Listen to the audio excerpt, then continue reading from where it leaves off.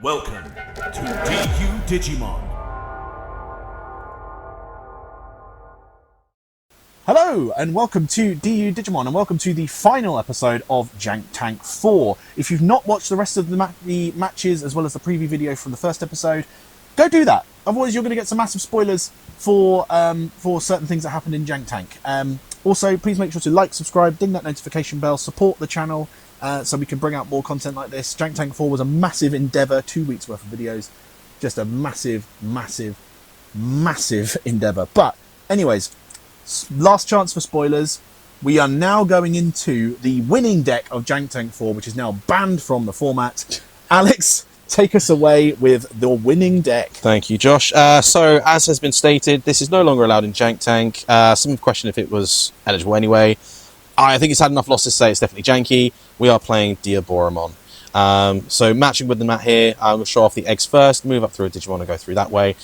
We do play 4 of the BT2 Sumomon. But we do play the 1 of the BT5 Sumomon, just because we want to get as many draws as possible, and because we can have some longer games. I found that just having the 5th egg can help. After testing this and after playing, I think I will just take out the 5th egg and stick with only the Sumomon BT2. The reason to play this one is because the top end Diaboromons are quite weak, and we are seeing a lot of bigger stuff hiding in security. Sometimes you need to run over some Digimon, and being able to go into a Diaboromon with your combos, you get your other token, which generates you to that 2k boost from your egg. You're a 13k Diaboromon, and that's just really helpful. That's the long and short of it. The other egg being draw if you're unidentified can be helpful. I honestly don't think the draw is as necessary for the other cards we will be seeing now. Now, until we get the new support in EX6, we are a little slower still, but we do have our main searcher, Caramon. Build 5, add 1 Digimon with unidentified in its traits. It's actually written as type, but it has been errated, so you can pick up multiple targets. And the other is to add 1 errata sonata from them. So that allows you to grab basically the Caramon line, Diaboromon line, and your Tamer. We also run the Caramon from BT2 for inheritable to get draws, allows you to see those other pieces. And it's not once per turn, which does come up with some other cards you'll see later on. For the sake of adding more Caramons, we're also running EX1 Caramon. Your turn, for every one of your other the same name, you get additional 1000. Similar to the Sumomon egg, this means that if you do go into a Diaboromon, you're adding yourself an additional 1, 2, 3,000 for each one. And that does add up. Not that I really saw it go off too much in the tournament. And then the last 2 is the Tsunorizumon. Tsunorizumon combos nicely with said Sumomon, because your Diaboromon into Tsunorizumon go up the stack. You're now a 13k Diaboromon, which means that you're inheritable. If you're a black with 13k or more, you get Securitat +1. Which, because primarily you do use the newest Diaboromon over the promo Securitat one, it allows you to do some more damage if you do get there a little earlier. So that's the main reason we run that one. Admittedly, it didn't come up, which is a real shame. It has in testing, but just not on this occasion, which is a shame. Moving into the level 4s, we have got, it's not the best pick, but we have got the promo Kurisarimon.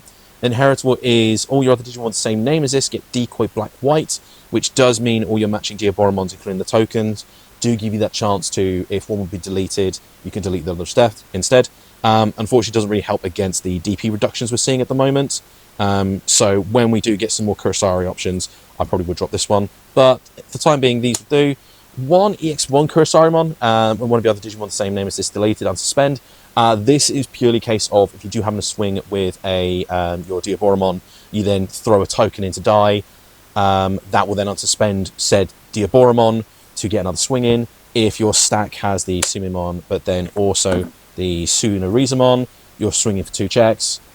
Token checks the other one, swing for another 2 checks. Again, if you can get it to really go live, that's great. I didn't see too much luck with it.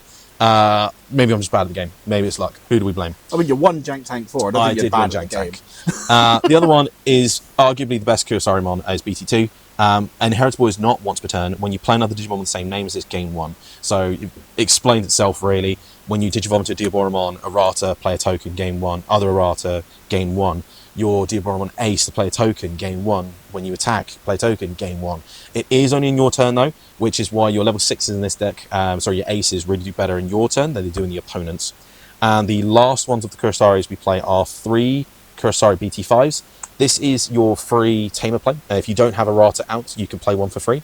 but the inheritable is so good. Inheritable to give all your other Digimon the same name as this Rush means that when you are going to Diaboromon to generate all your tokens, they can all swing, which means if you do get your pieces early enough and you can save that memory to turn 2, turn 3 Diaboromon, you can end games quite early. Again, you've just got to be good at the game, because I didn't do that. The last one I play is a single Mercurymon. This is the most flexible spot to take out. It's something that I used to run ages ago. For Jank Tank, I didn't make too many changes to this older build. But the blocker, the last minute blocker has come up. Sometimes you have gone into a match, it's like, oh, I don't have a Digimon, but one of my erratas is now not doing anything. Turn it into a Mercurymon, give it self-blocker, or maybe give one of your other tokens blocker. It can help. So you've got that little bit more survivability with these cards here. Moving on to the 5s. Unfortunately, we don't have any Infamons whatsoever, which is a shame, which means that if your Caramons earlier do want to reveal and add unidentifieds, you're not adding a single level 5 in this deck. It is a big problem, but we will be changing it as of BT17 and EX6. The time being is 4 Mamemon. On play, and when Digivolving with the top 5, play a Tamer, play cost 4 or lower, place the rest on top or bottom of your deck in any order. This is purely to get out your erratas quicker, because the more erratas you've got out, the more your Diaboromons really add to your swings, because you can generate a token for every time you Digivolve to Diaboromon. The other one being the Inheritable. When you play another Digimon, when your Digimon gets blocker, it means that the first Diaboromon token you do generate gets blocker, and again, if you haven't got Rush to have it swing, you've got some blocks there from your token. The other one is 2 Chimeramon. Reason being for Chimeramon, it being white does unfortunately not gel with the black trainings, the black memory boosts, and you can whiff on it, but there's enough draw in this that you can see them. Reason being is there are so many good inheritables in the level 4s. It'd be really great if you can add them to the same stack. You really want to get the Rush Kurosari inheritable as well as the BT2 Kurosari to gain a memory. I found that sometimes you've got turn 1 something in raising, and turn then you also play a Caramon. You sometimes have the memory to have 2 4s out, go into a Chimera for free, do things there, also get to tuck things underneath it. If you do then go into like a Diaboromon Ace, you can then get more, you can trigger a token. If you stack BT2, you get more memory for each one. I overall think it's one of the better level 5s you can have in this. I don't think the Infamons are worth the space, and I think you get more opportunity to build a better stack with Chimeramon than you do with just going into an Infamon at the moment, which I don't have the cards on me. If you do get a moment, have a look, but I'm afraid they're not quite doing anything for the Diaboromon deck. Now, as I mentioned a few times, moving into the 6s, we have got 4 of the nice Old Heart Diaboromon Ace. You can probably tell I got the Diaboromon Premium Bandai package there. Honestly, the best card, well, I say best card deck, it is the deck. This sped the deck up so much more. Being able to, when Digivolving, play the token, when attacking, play the token. This is why this Diaboromon, you more often absolutely find Digivolving in your turn. Because if you've got the right inheritables, you're not passing turn, and you can still do big swings. Being able to time the all turns, which is when an effect plays another Digimon, you can delete a 3 cost or lower. Then you increase that range by 2 for every Diaboromon. So that is 1 Diaboromon, that's 3, 4, 5. Your token's already out, so it's 6, 7. If it swings, that's another token, so it's 8, 9. And you just increase your range. So more often you'll go Digivolve, play a token, swing, play a token, all turns, past your opponent. Go up that way. It's just a really good card. Going back, you obviously do get the opportunity to blast Digivolve into it by being able to go into Mamemon Pass. You can still, your opponent turn 2, turn 3s, goes for a swing. You get the Diaboromon, you play a token, you then get to delete something. It is helpful still. I have gone with a smaller level 6 package, and I'm only playing one other Diaboromon, which is the promo Diaboromon. For each Diaboromon you have in play, this Digimon gets security at +1. Reason being is I didn't want to have 4 Diaboromon Aces. I used to play with 6 or 7 for a little while, and I found that I was seeing them a little earlier, and I really wanted these ones. For the sake of having another Diaboromon, I've gone with this. I haven't used it nearly as often as I'd like to, and after this tournament, I'm definitely going to bump it up to 2 until we get to the new stuff. For the time being able to have an early Security Tap +1 itself is just Security Tap +1. If you have the token from Errata generated, then Security Tap +2. If you have the inheritable where, say, you've got Rush and the Kurosarimon to unsuspend if one of your tokens dies, then you're going to do 2-3 checks, another check, 2-3 checks. You can wipe out security in like one turn. Whether or not it comes up, it really does depend on your build, depends how fast you're able to get the game going. I always found that instead of going into this, it was still better to go into this, generate tokens, get blockers, give them rush, do big swing. This is the better one. This is absolutely the better one. Until EX6. But that is all the level 6s for now. Finally, and it is just the one of our level 7s, is one single Armageddon. I played it twice, I believe. It did allow me just to get another check-in. The alternative effect never comes up. If you don't know, the alternative effect basically turns off the when Digimon effects of level 7s. That's it. But you can delete one of your tokens to play this for 12 less. So for 3, say a token swung or it doesn't have rush, delete the token, play this for 3. This does have rush, so you just swing for 15k. It gets over some bodies. But besides that, outside of Jank Tank, just play Quartzmon. Just absolutely play Quartzmon. Purely for sportsmanship, we are not playing the Quartzmons and some other similar level 7s. In the tournament, absolutely do. That's it for the Digimon. Moving on to the options, we have 3 defense training. I won't lie to you, there would be 4, but I only have 3, which is why we also play 2 Black Memory Boost. I probably would play just 4 defense trainings, but I did find the Black Memory Boost was helpful, because sometimes you're not just playing memory to Digivolve. There are some effects that come up and some tamers you want to play, and that 2 extra memory can help you set up a tamer to then make a Digivolve to get some other things up, such as maybe getting rid of Black Memory Boost, having 2 more. So you've got 3. You can play your errata and then Digivolve to Diaboromon. If you've got the right stack, you then might not even have to pass 10. But that is not it for the options. That's it for the boost. That's it for the trainings. But one of my favourite cards I forgot is the archetype-specific Catastrophe Cannon. I say archetype-specific. You can use it in any black deck. The main effect is trigger Digivolve 2 on one Digimon. But if you have a Diaboromon in play, you can play a Diaboromon token, and that's really why you play it. So being able to generate a token, if you've got your stack, you then go, oh, you've played a same name under the Kurosarimon BT2, gain yourself a memory. So this 4 cost can go to 3 to 1 cost possibly.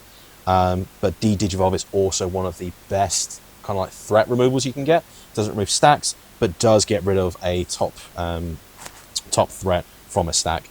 And you might see if you watch the videos in the final round of Jank Tank, this has a very cool interaction. So please keep an eye out for that one. But that's it for the options. That is 3, 3, and 2. Moving on to our final section is the tamers. This one kind of speaks for itself. We play 4 Arata Sonata and 1 Izzy. Those are all of our black tamers. We play this many so that we can go live with the Mummymons. Aratas start with turn if you've gone unidentified in your trash, game 1, which you do quite easily. The other one is when you Digivolve to Diaboromon, you tap it, then generate a token. So quite often you will go into a Diaboromon Ace in your turn. It itself will play tokens. You've got 1, you then do these, play another 2. If you have the BT2 Kurosarimon, that Digivolution's just paid for itself because you've gained back 3. It is only in your turn, unfortunately, so blasting doesn't generate you 2 to then pop more. It is a shame. Hoping we get maybe a retooled errata in the future. The other one's Izzy. Izzy is probably the most flexible black memory tamer you can have.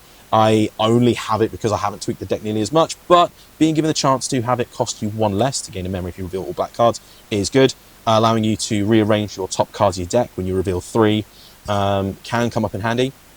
But quite often, because we have so many cards in this deck that are not black, you can reveal them and you don't get the memory.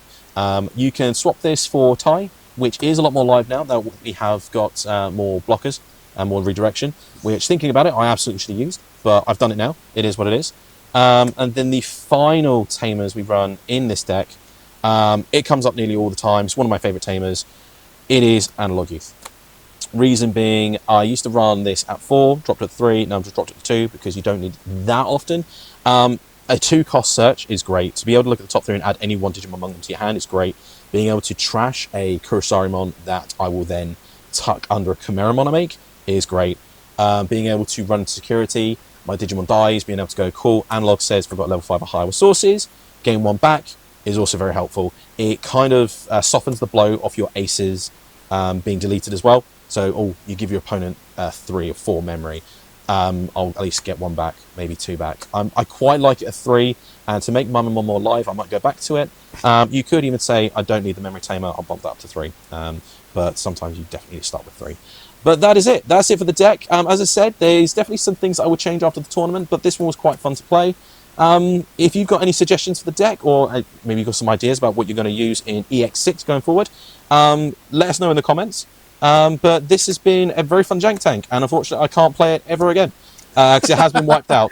But I'm glad to see that Diaboromon, before it gets this slew of new updates, and is finally a threat in the meta, as we've seen in Japan at the moment.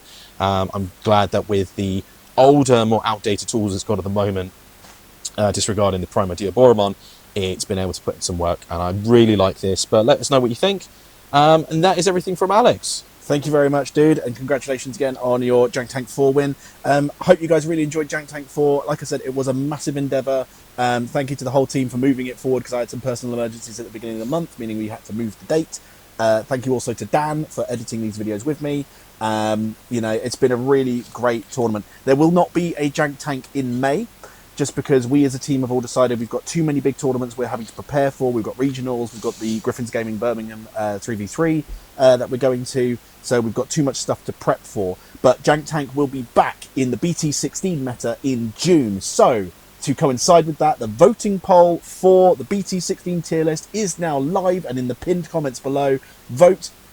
Take part from far away or from near. If you are nearby, keep an eye on the dates for the next Jank Tank. Come and join us when we announce the date for that. But thank you again to Alex, our Jank Tank 4 winner. Sorry, Diaboromon, for getting you banned. We love you, Diaboromon. He's gone. My boy's gone. R.I.P. to the Diaboromon. But keep it digital, guys.